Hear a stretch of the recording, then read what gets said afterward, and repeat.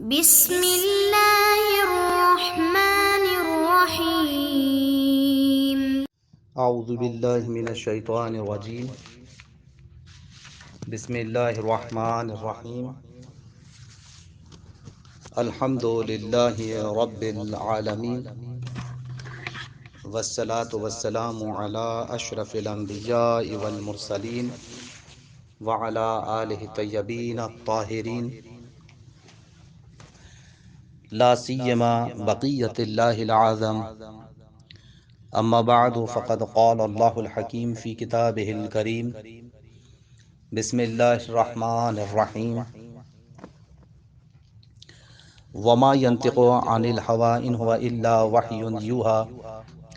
محترم سامعین، السلام علیکم ورحمۃ اللہ وبرکاتہ۔ آج یہ خطبہ نمبر 2 کا چوتھا حصہ آپ کی خدمت میں پیش کیا جا رہا ہے۔ مولا اس حصے میں ارشاد فرما رہے ہیں، بسم اللہ الرحمن الرحیم۔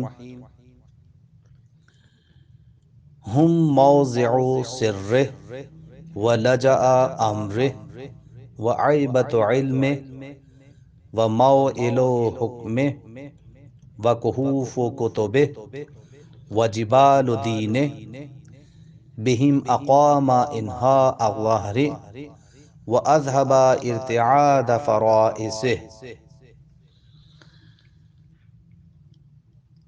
مولائے کائنات، امام المتقین، امیر المؤمنین، نعم الامیر حضرت علی علیہ السلام نے خطبے کے اس حصے میں آل نبی کا تعارف کروایا ہے، اور نبی کریم کے بعد اہل بیت کے مقام و مرتبے کی طرف لوگوں کی توجہ کو مبذول کرایا ہے۔ مولا فرماتے ہیں، آل نبی محل اسرار الہی ہیں، ہم موعظ سرہ۔ آل نبی محل اسرار الہی ہیں، ولجأ امرہ، اس کے دین کی پناہ گاہ ہیں، وعیبۃ علمہ، اس کے علم کا مخزن ہے، وموئل حکمہ، احکام و قوانین الہی کے مرجع ہیں، وکہوف کتبہ، آسمانی کتابوں کی پناہ گاہ، اور اس کے دین کے مضبوط پہاڑ ہیں، وجبال دینہ، اور اس کے دین کے مضبوط پہاڑ ہیں، بہم اقام انہاء الظہر، انہی کے ذریعے پروردگار عالم نے دین کی پشت کی کجی سیدھی کی ہے، وَأَذْهَبَ ارْتِعَادَ فَرَائِسِهِ، اور انہی کے ذریعے اس کے جوڑ بند کے رعشہ کا علاج کیا ہے۔ عزیزان محترم، اگر آپ توجہ فرمائیں تو دیکھیں گے کہ مولا کائنات نے خطبے کے اس حصے میں آل نبی کی 8 خصوصیات بیان کی ہیں۔ توجہ کیجئے گا، پہلی خصوصیت کیا ہے کہ آل نبی محل اسرار الہی ہیں۔ دوسری خصوصیت جس کی طرف اشارہ کیا جا رہا ہے وہ یہ ہے کہ اس کے دین کی پناہ گاہ ہیں، اور تیسری خصوصیت علم الہی کے مخزن ہیں۔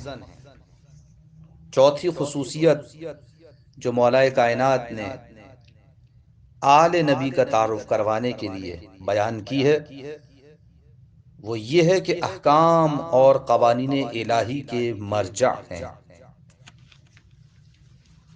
اسی طرح سے مولا نے 5ویں خصوصیت بیان کی کہ آسمانی کتابوں کی پناہ گاہ ہیں، اور پھر چھٹی خصوصیت جو آل نبی کی بیان کر رہے ہیں مولا، فرماتے ہیں کہ اس کے دین کی مضبوط پہاڑ ہیں۔ اور پھر آخری دو صفتیں جو بیان کی ہیں، ساتویں اور آٹھویں صفت پہ ذرا توجہ فرمائیں۔ انہی کے ذریعے اللہ نے دین کی کمر کو سیدھا رکھا ہے، اور انہی کے ذریعے دین کے پہلوؤں کی کپ کپی کو دور کیا ہے۔ تو عزیزان محترم، قبل اس کے کہ میں ان تمام خصوصیات کی وضاحت اور تشریح آپ کی خدمت میں پیش کروں، اگر ہر ایک خصوصیت کو، جو یہاں پہ 8 خصوصیات بیان کی ہیں، اگر ان کو کھولا جائے، ان کی وضاحت کی جائے، تو ہر ایک خصوصیت کی وضاحت کرنے کے لیے ایک مستقل لیکچر درکار ہے، ایک مستقل درس درکار ہے۔ لیکن نہایت اختصار کے ساتھ کسی حد تک ہم کوشش کریں گے کہ یہاں پہ تعارف کروایا جائے، مختصر وضاحت کی جائے۔ پہلی 6 صفات بیان کرنے سے پہلے اور ان کے بارے میں گفتگو کرنے سے پہلے ہم یہ چاہیں گے کہ ہم یہاں پر 7ویں اور 8ویں صفت کے بارے میں پہلے گفتگو کر لیں۔ توجہ کیجئے گا، اور وہ کیا ہے؟ انہی کے ذریعے اللہ نے دین کی کمر کو سیدھا رکھا ہے، اور انہی کے ذریعے دین کے پہلوؤں کی کپ کپی کو دور کیا ہے۔ بہم اقاما انہا ظہری و اذہب ارتعاد فرائضہ۔ توجہ کیجئے گا، یہاں امیر المومنین حضرت علی علیہ السلام نے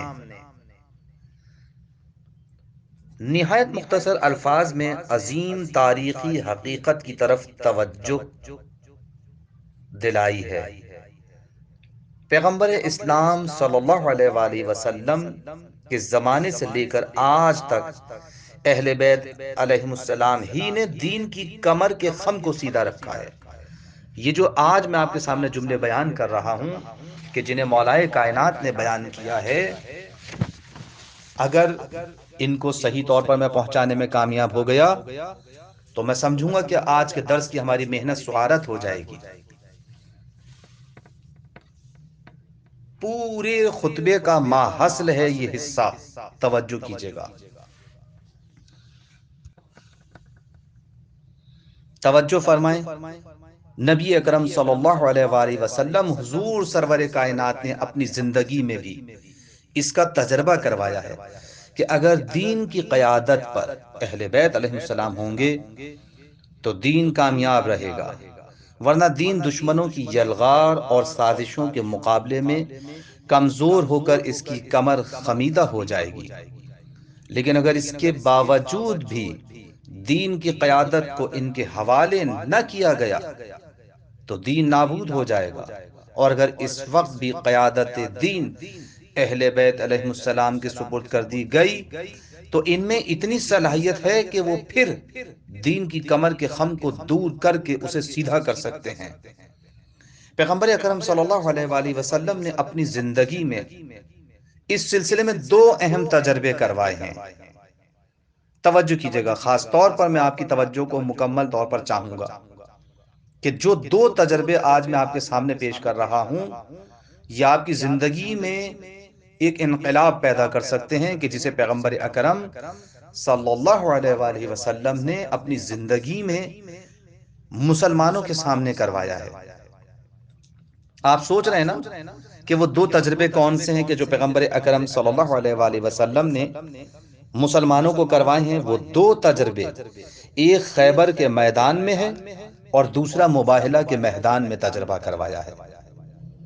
نبی اکرم صلی اللہ علیہ وآلہ وسلم نے خیبر میں یہ تجربہ کروایا ہے کہ اسلام اپنی پالیسی میں کامیاب کب ہوتا ہے اور کب ناکام ہوتا ہے۔ یہ جملہ اپنے ذہنوں میں محفوظ رکھیے گا کہ اسلام کی کامیابی اور ناکامی کا راز کیا ہے۔ اسلام کی کامیابی کا راز کیا ہے؟ اسلام کب کامیاب ہوگا؟ مسلمان کب کامیاب ہوں گے؟ مسلمان کب ناکام ہو جائیں گے؟ اسلام کو کب ناکامی کا سامنا کرنا پڑے گا؟ توجہ فرمائیں، یہاں پر ایک بہت دلچسپ،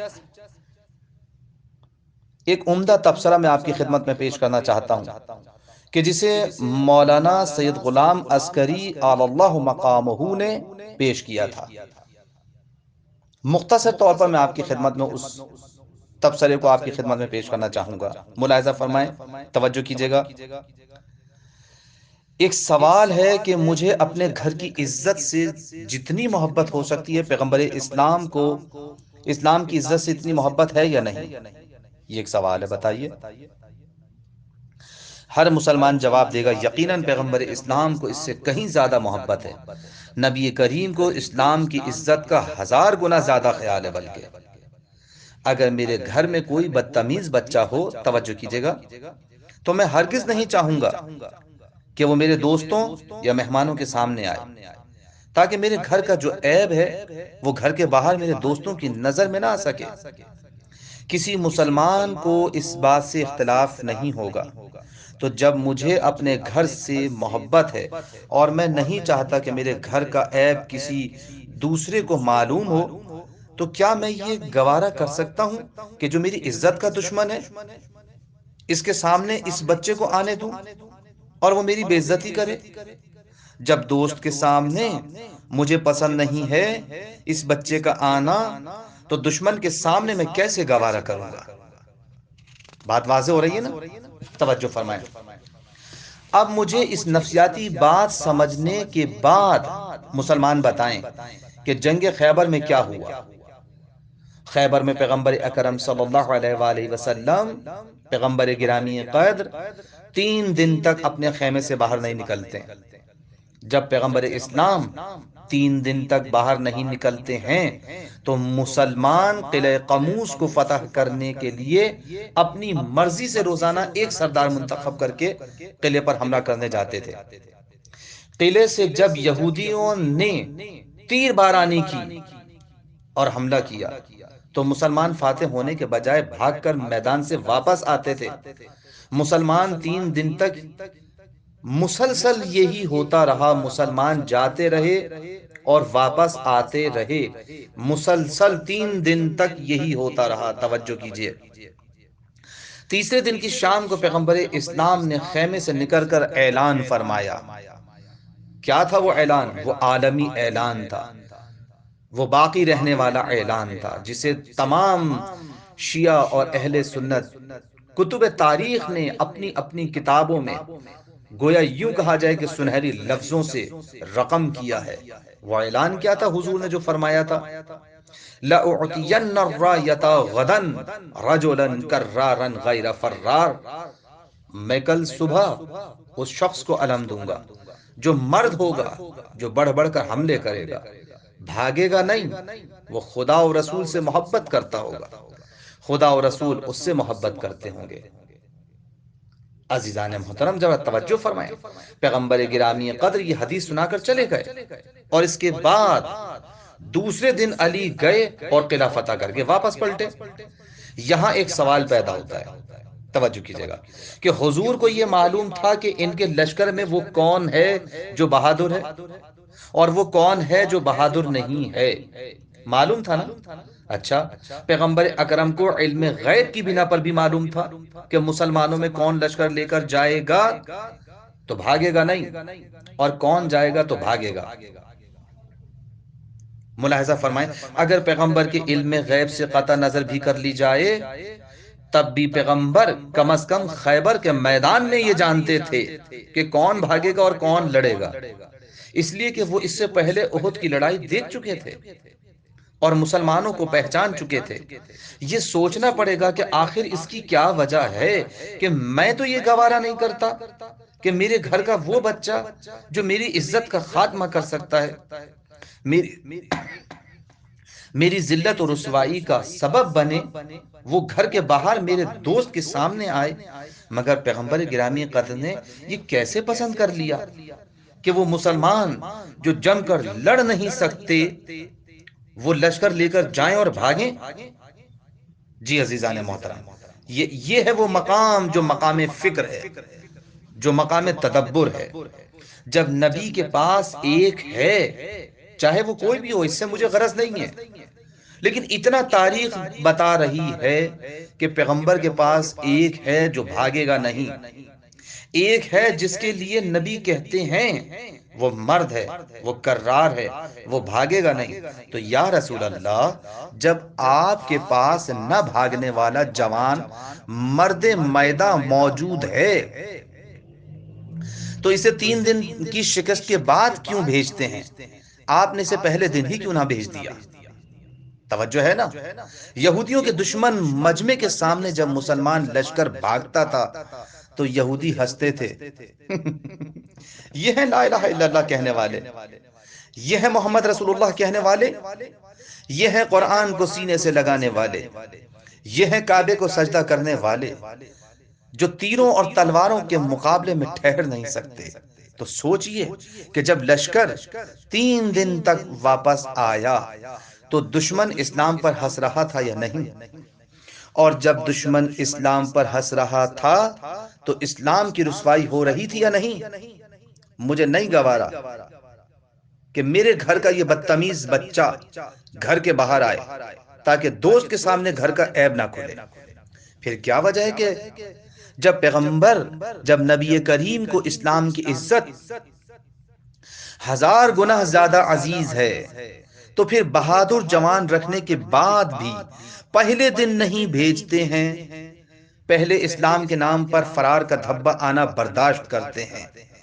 کتنا مشکل کام تھا یہ پیغمبر کے لیے، کتنا سخت مرحلہ تھا پیغمبر اکرم صلی اللہ علیہ وآلہ وسلم کے لیے کہ اسلام کے نام پر فرار کا دھبا آنا برداشت کرتے ہیں پہلے۔ اس کی کوئی تو مصلحت اور وجہ یقیناً ہوگی، ایسا تو نہیں ہو سکتا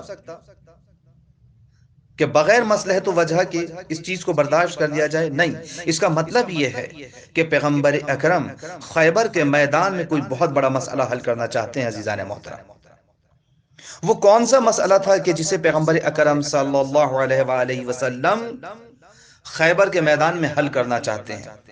خیبر کے میدان میں اس مسئلے کو بیان کرنا چاہتے ہیں، اس مشکل کو حل کرنا چاہتے ہیں۔ کبھی سوچا آپ نے، کبھی جنگ خیبر کو آپ نے اس عنوان سے دیکھا کہ آخر یہ نبی کیا پلاننگ کر رہے ہیں؟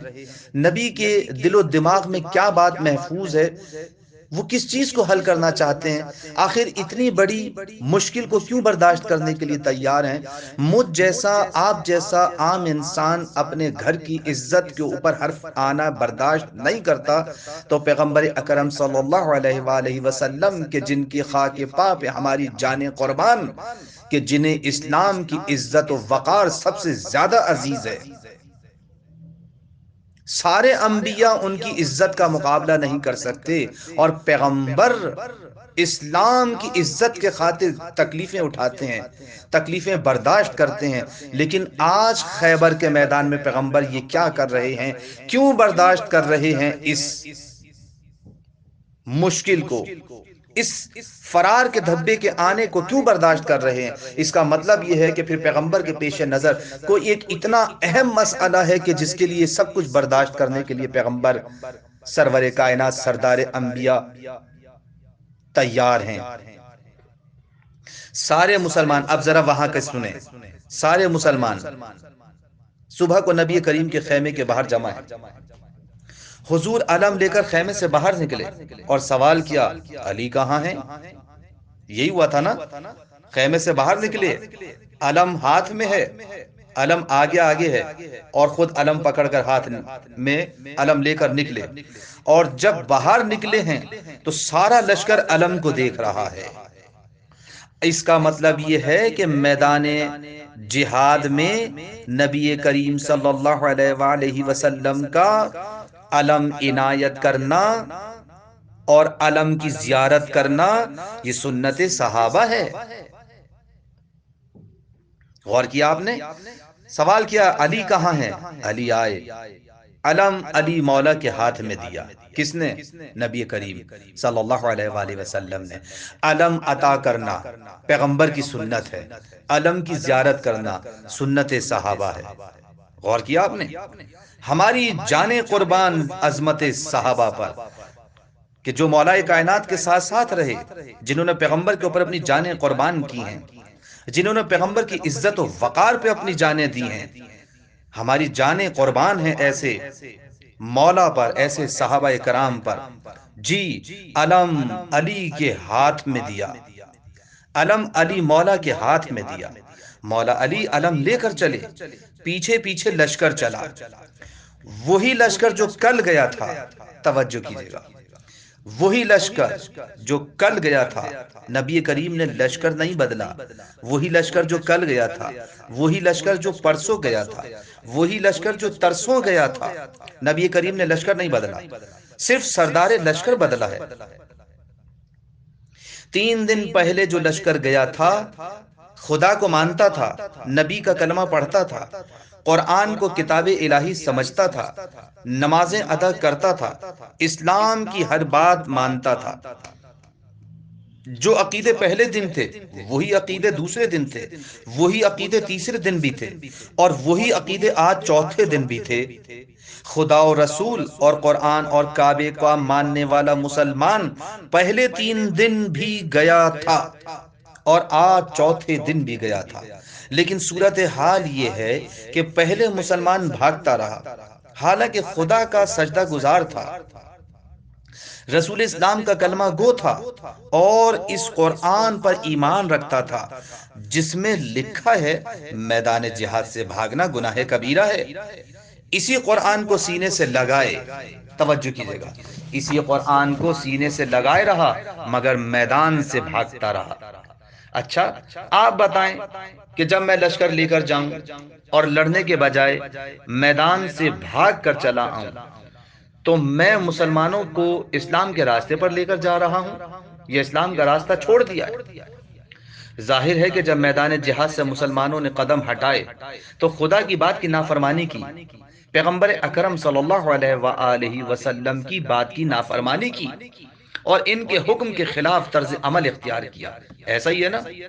کیا ایسا ہی ہے کہ پیغمبر اکرم صلی اللہ علیہ وآلہ وسلم کے حکم کی نافرمانی کی ہے اور ان کے حکم کے خلاف طرز عمل اختیار کیا ہے؟ یعنی اسلام جو کہتا ہے مسلمانوں نے وہ نہیں کیا. توجہ فرمائیں کہ نبی کریم کو گوارا نہیں تھا کہ دشمنان اسلام کے سامنے اسلام کی شکست آئے، لیکن پیغمبر تجربہ کروا دینا چاہتے تھے کہ مسلمانوں تم بعد میں سوچو گے جب میں نہ رہوں گا، لیکن میں تمہیں اپنی زندگی میں تجربہ کرا دیتا ہوں. میں زندہ ہوں، خیبر کے میدان میں موجود ہوں، یہ بھی نہیں کہ نظروں سے غائب مدینے میں ہوں، نہیں، مگر تمہارا حال یہ ہے کہ تمہارا نبی زندہ ہے، تمہارے مجمع میں موجود ہے، تمہاری گود میں قرآن بھی ہے، تمہارے سینے میں اسلام بھی ہے، مگر میں 3 دن کے لیے خیمے میں اگر چلا گیا ہوں اور تم نے اپنی مرضی سے جنگ کے لیے سردار بنایا. تم گئے، اپنے سردار لے کر گئے، اسلام کی ہر بات مان کر گئے، مگر جب بھاگے تو تم نے اسلام کا راستہ چھوڑ دیا. پیغمبر نے سمجھا دیا کہ اب دیکھ لو، میرے بعد کا سوال تو بعد میں سوچنا، میری زندگی میں میری آنکھوں کے سامنے خدا، رسول اور قرآن اور کعبے کو مان کے مسلمان اسلام کا راستہ چھوڑ دیتا ہے، نہ اسے خدا کا خیال آتا ہے، نہ اسے میری موجودگی کا خیال آتا ہے، نہ اسے قرآن کا خیال آتا ہے. کوئی بات بھی اسے میدان میں نہیں روک پاتی ہے، اور 3 دن تک یہ ہوتا رہا ہے. مگر جب میں نے چوتھے دن علی کو بھیجا تمہارے ساتھ، توجہ فرمائیں، تو حالانکہ لشکر وہی تھا، خدا پر عقیدہ وہی تھا، قیامت پر عقیدہ وہی تھا، قرآن پر عقیدہ وہی تھا، اسلام پر عقیدہ وہی تھا، مگر اب جو مسلمان گیا تو بھاگا نہیں. توجہ کیجئے گا، پتہ چلا کہ کردار صرف عقیدہ توحید سے نہیں بنتا، کردار صرف اسلام پر ایمان لانے سے نہیں بنتا، کردار بنتا ہے سردار سے، جیسا سردار ویسا کردار. غور کیا آپ نے؟ اب توجہ فرمائیں کہ بات یہ کلیئر ہو گئی کہ جیسا سردار ویسا کردار۔ جب تک تم نے سردار اپنے جیسا بنایا اس وقت تک تم نے اسلام کی ہر بات مان کر اسلام چھوڑا۔ جب میرے جیسے علی تمہارے سردار بن گئے تو تمہارے قدم میدان سے نہیں ہٹتے۔ تو نبی نے 3 دن کی شکست قبول کی، چوتھے دن علی کو بھیجا کہ دیکھو میری زندگی میں اسلام میں بھگدڑ مچ جاتی ہے، لیکن اگر علی کو اپنا سردار مان لیتے ہو تو شکست خوردہ مسلمان بہادر ہو جاتا ہے اور فتح یاب ہو جاتا ہے۔ نبی نے تجربہ کروا دیا کہ میرے بعد اپنی مرضی سے سردار بناؤ گے تو اسلام منتشر ہو جائے گا، اور اگر میرے بعد علی کو سردار مانو گے تو اسلام کامیاب رہے گا۔ قیادت کس کے ہاتھ میں رہے گی تو اسلام کی کمر سیدھی رہے گی اور اسلام کامیاب رہے گا، اور کس کے ہاتھ میں قیادت رہے گی تو اسلام کی کمر خم ہو جائے گی اور اسلام ناکام ہو جائے گا۔ گویا پیغمبر اسلام خیبر کی جنگ بھی لڑ رہے تھے اور اسلام کے مستقبل کا تجربہ بھی کروا رہے تھے کہ قیادت علی ہی ہے کہ جس کے ذریعے دین کی کمر کا خم سیدھا ہوتا ہے، جس کے ذریعے دین کی کمر کا خم مٹ جائے گا اور کمر اسلام سیدھی اور مضبوط رہے گی۔ توجہ فرمائی آپ نے۔ اب دیکھیے یہ ایک اہم تجربہ نبی کریم صلی اللہ علیہ وآلہ وسلم نے خیبر میں کروایا۔ نبی کریم نے غدیر میں قیادت علی کے حوالے کرنے سے پہلے، توجہ کیجئے گا، دنیا کے سامنے ایک اور تجربہ کروایا ہے۔ آپ دیکھیں مولا کائنات نے کتنے مختصر جملے کے ساتھ آل نبی کا تعارف کروایا اور متوجہ کیا ہے تمام دنیا کو کہ دیکھو پیغمبر اسلام صلی اللہ علیہ وآلہ وسلم کس طرح سے دنیا کو، مسلمانوں کو، امت مسلمہ کو تجربہ کرا کے گئے اپنی زندگی میں کہ آل نبی کا مقام و مرتبہ سمجھو، آل نبی کے منزلت کو سمجھو، آل نبی کی فضیلت کو سمجھو، ان کی صلاحیت کو سمجھو، ان کے وقار کو سمجھو، ان کے منصب کو سمجھو۔ یہی تو مولا بیان کر رہے ہیں کہ ان میں صلاحیت دیکھو کیسی ہے۔ انہی کے ذریعے پروردگار نے دین کی پشت کی کجی سیدھی کی ہے اور انہی کے ذریعے اس کے جوڑ بند کے رعشے کا علاج کیا ہے۔ بہم اقام انہا ظاہرے و اذہب ارتعاد فرائسے۔ یہ مختصر ترین 2 صفتیں مولا کائنات نے اپنے خطبے میں بیان کر کے پوری تاریخ اسلام کو کھنگال ڈالا ہے اور متوجہ کیا ہے مسلمانوں کو کہ ہمارے مقام کو پہچانو، ہماری منزلت کو پہچانو۔ پیغمبر اسلام تجربے کرا چکے ہیں اپنی زندگی میں۔ اب دیکھیں نبی کریم نے غدیر میں قیادت علی کے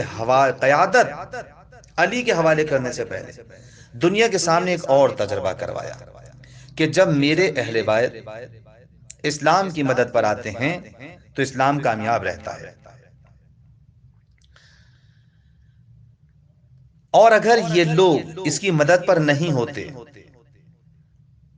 تو دشمن اسلام کے دل میں مقابلے کا حوصلہ باقی رہتا ہے۔ توجہ کیجئے گا، ایک نیا رخ آپ کے سامنے مباہلہ کے حوالے سے پیش کرنا چاہ رہا ہوں۔ نبی کریم جب میدان مباہلہ میں آتے ہیں تو صرف اپنے اہل بیت ہی کو لے کر آتے ہیں، کسی اور کو لے کر نہیں آتے۔ یہ بات واضح سب کو معلوم ہے۔ جب عیسائیوں نے دیکھا، دیکھیں پہلا تجربہ پیغمبر نے یہودیوں کے سامنے کروایا اور دوسرا تجربہ پیغمبر نے عیسائیوں کے سامنے کروایا، تاکہ دنیا کو پتا چل جائے کہ کسی دور میں نہ یہودیوں سے ڈرنے کی ضرورت ہے اور نہ عیسائیوں سے ڈرنے کی ضرورت ہے۔ حضور یہ تجربے کروا رہے ہیں۔ نبی کریم جب میدان مباہلہ میں آتے ہیں تو صرف اپنے اہل بیت ہی کو لے کر آتے ہیں، کسی اور کو لے کر نہیں آتے۔ جب عیسائیوں نے دیکھا کہ پیغمبر صرف اپنے اہل بیت کے ساتھ آئے ہیں تو وہ خوش ہونے لگے، لیکن عیسائیوں کے علماء اور فہیم افراد نے کہا یہ خوش ہونے کا مقام نہیں ہے، ہم ایسے چہرے دیکھ رہے ہیں کہ ان کے چہرے بتا رہے ہیں کہ یہ ایسے ہی ہیں کہ اگر نہ ہونے والی بات کہہ دیں تو ہو کر رہے گی۔ اللہ اکبر! غور کیا آپ نے؟ یہ ہے وہ مقام کہ عیسائی علماء اہل بیت علیہم السلام کے چہروں کو دیکھ کر کتنی بڑی بات کہہ رہے ہیں کہ اگر نہ ہونے والی بات کہہ دیں تو ہو کر رہے گی۔ حد یہ ہے کہ پہاڑ اپنی جگہ سے کھسکتا نہیں ہے، لیکن اگر یہ کہہ دیں گے کہ پہاڑ چلے تو چلنے لگیں گے۔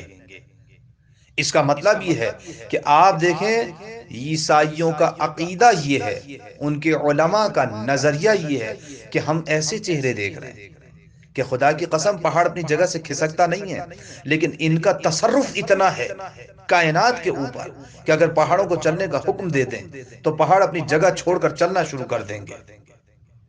یہ ہے وہ تصرف اہل بیت علیہ السلام کا کائنات کی چیزوں پر کہ جسے عیسائی علماء دیکھ کر سمجھ رہے ہیں اور تصدیق کر رہے ہیں کہ ہم ایسے چہرے دیکھ رہے ہیں۔ توجہ تو کریں، لہذا ان سے مباہلہ کرو گے تو ہلاک ہو جاؤ گے۔ کیا مطلب؟ اب توجہ تو فرمائیں، تو جب مباہلہ کرنے سے ہلاک ہو جاتا ہے انسان، تو جب بحث کے مقابلے پر آ جائے، بحث کرنے مقابلے پر آ جائے تو ہلاکت یقینی ہے۔ تو جو اہل بیت کے مقابلے پر آ جائے، تلوار لے کے سامنے آ جائے، تلواریں جمع کر کے لوگوں کو جمع کر کے پیغمبر کے سامنے آ جائے، وصی پیغمبر کے سامنے آ جائے، تو کیا نتیجہ نکلے گا؟ ہلاکت یقینی ہوگی۔ عیسائیوں نے گواہی دی ہے کہ اگر مباہلہ کرو گے تو ہلاک ہو جاؤ گے۔ تو جب مباہلہ کرنے والا نہیں بچ سکتا ہلاکت سے، تو پھر ان کے مقابلے پر تلوار لے کر آنے والا کس طرح ہلاکت سے بچتا ہے؟ یہ تصدیق ہے اس بات کی۔ توجہ رکھیں، یاد رکھیں، اگر نبی کریم اکیلے بھی جاتے، جو جملہ میں آپ کی خدمت میں عرض کرنا چاہتا ہوں وہ بڑا اہم نقطہ ہے، توجہ کیجئے گا، کہ اگر نبی کریم صلی اللہ علیہ وآلہ وسلم اکیلے بھی مباہلے کے لیے آتے اور عیسائی نبی سے مقابلے کے لیے آتے، تب بھی نبی کامیاب ہو کر جاتے، اس لیے کہ نبی ہاتھ اٹھا کر بد دعا کرتے،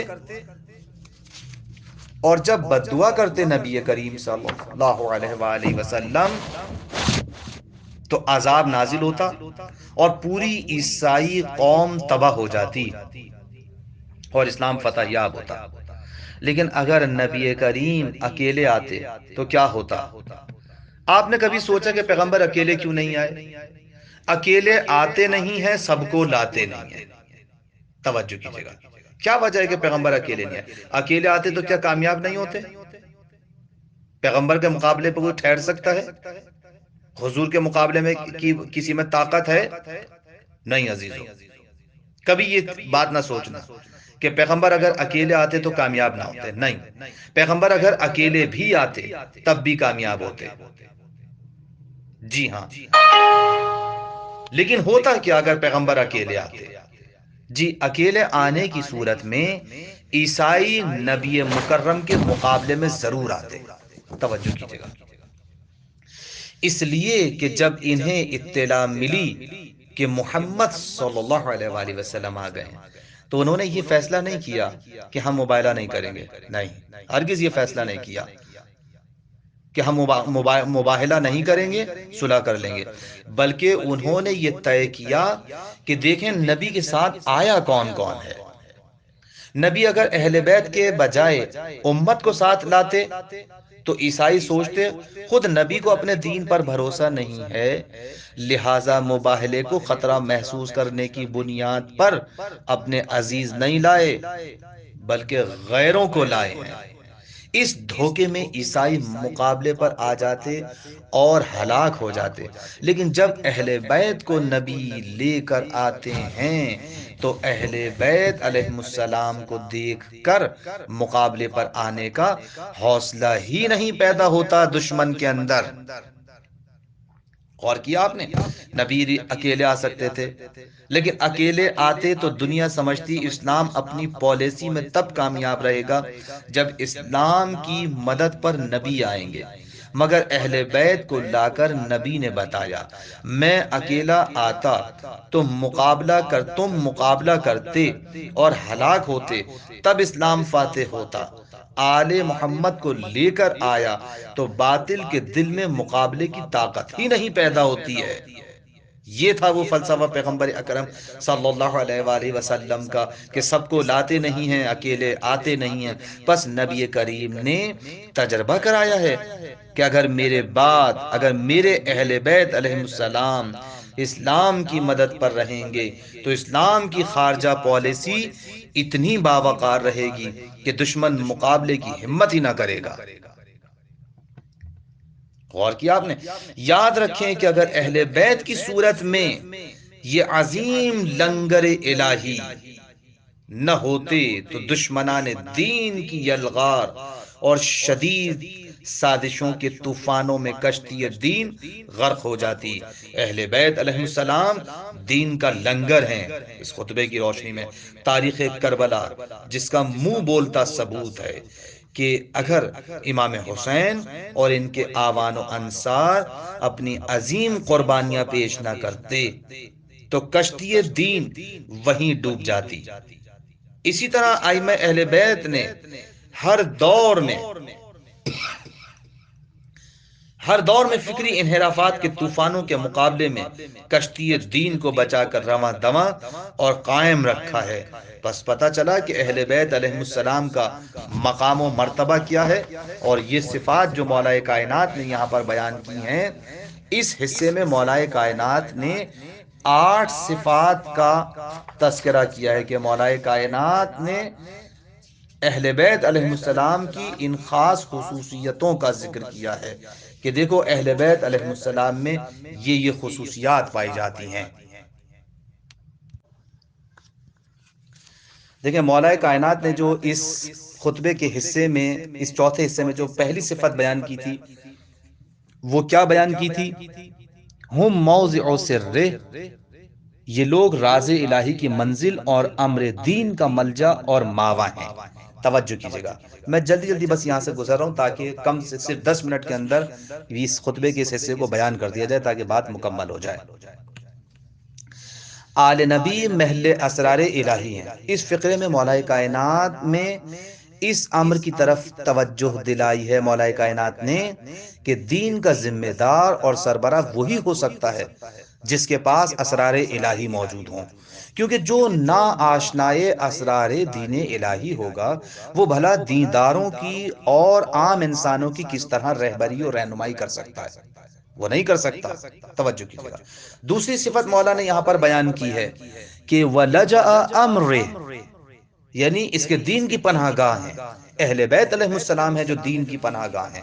اگر دین کو کہیں پناہ ملے گی، آج دیکھیں خواجہ اجمیر چشتی علیہ الرحمن نے یہی تو جملہ کہا تھا کہ شاہ است حسین، دین است حسین، دین پناہ است حسین، یہی تو جملہ کہا ہے خواجہ اجمیر چشتی علیہ الرحمن نے، اس کے دین کی پناہ گاہ۔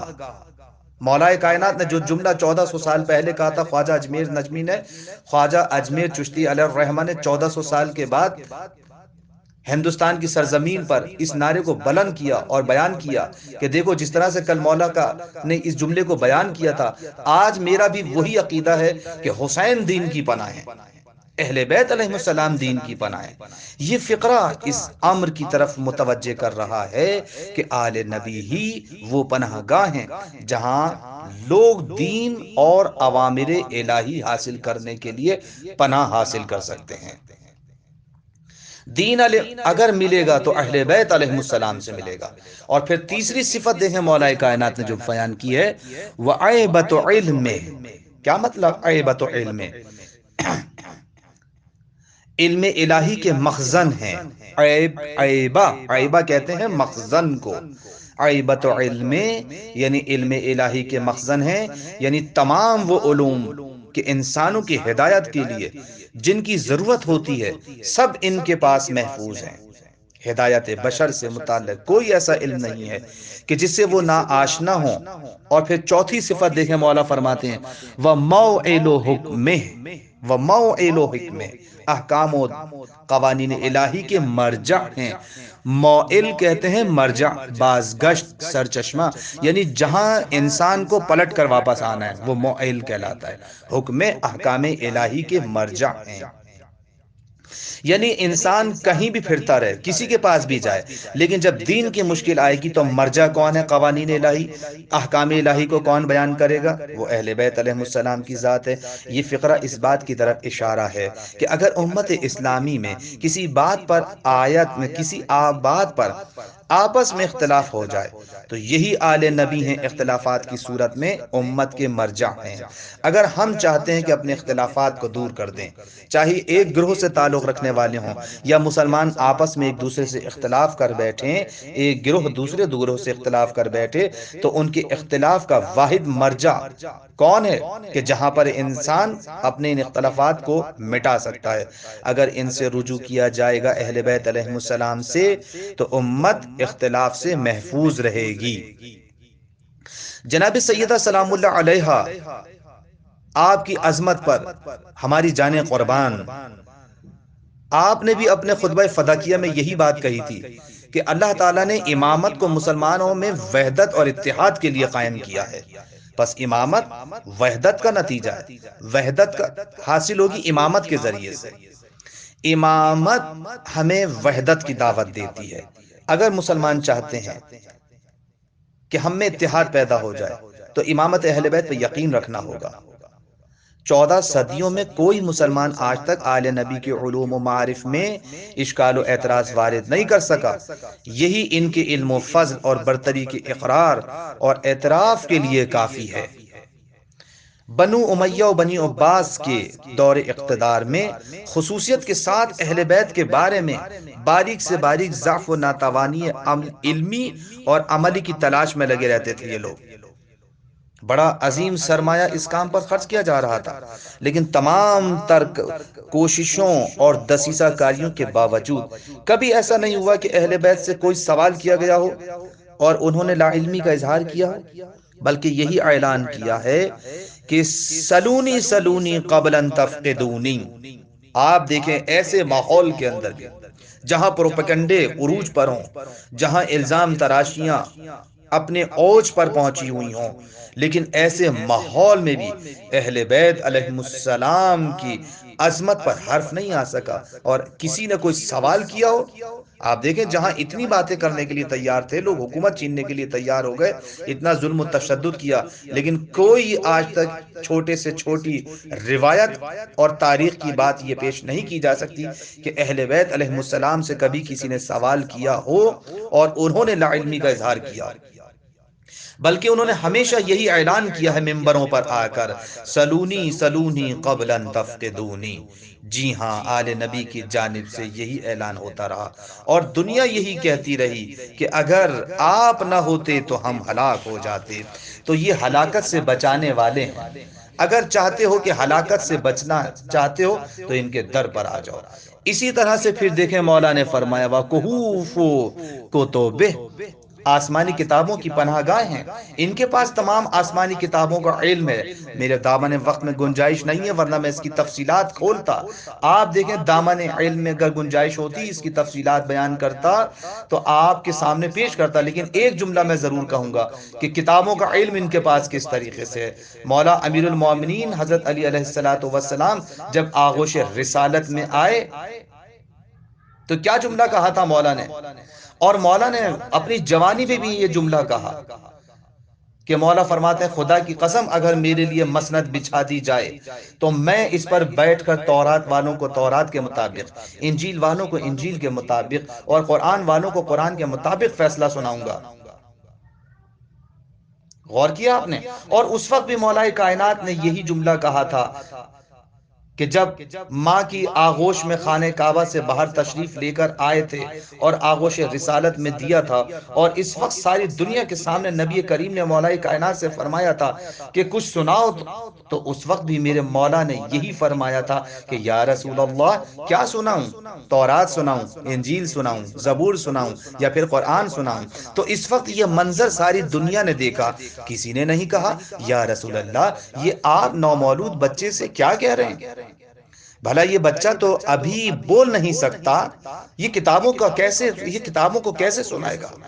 شاید پیغمبر اسلام نے دنیا کو یہی سمجھانے کے لیے اس موقع پر فرمائش کی تھی تاکہ دنیا پہچان لے پہلے دن ہی معرفت علی حاصل ہو جائے، اور بس اور بتایا کہ تمہارے بچے اور ہیں، علی اور ہیں۔ یہ علم الہی اور کتب آسمانی کا علم لے کر آئے ہیں، یہ بول بھی سکتے ہیں اور ہر آسمانی کتاب بھی سنا سکتے ہیں اور ان کے مطابق فیصلہ بھی کر سکتے ہیں۔ اسی طرح سے یہ علم دین کے مضبوط پہاڑ ہیں، ان کی وجہ سے دین محفوظ ہے اور انہی کی وجہ سے دین کو نجات ملتی ہے۔ دامن وقت میں گنجائش ختم ہو گئی، انشاءاللہ العزیز یہاں پر بس کبھی موقع ملا تو پھر اس کی تفصیلات بیان کی جائیں گی۔ یہاں پر یہ ہم اپنے اس حصے کو بھی اختتام کرتے ہیں، اور یہ ہمارے نہج البلاغہ کے دوسرے خطبے کا چوتھا حصہ بھی اپنے اختتام پر پہنچتا ہے۔ انشاءاللہ اگلی دفعہ ہم اس خطبے پر مزید گفتگو نہیں کریں گے، اور اس کے بارے میں اب ہم اگلے حصے میں انشاءاللہ تیسرے خطبے کے بارے میں گفتگو کریں گے۔ والسلام علیکم ورحمۃ اللہ وبرکاتہ۔ سبسکرائب کیجئے ذکر ٹی وی اور اس علم کے سفر میں ہمارے قدم کے ساتھ قدم ملائیے۔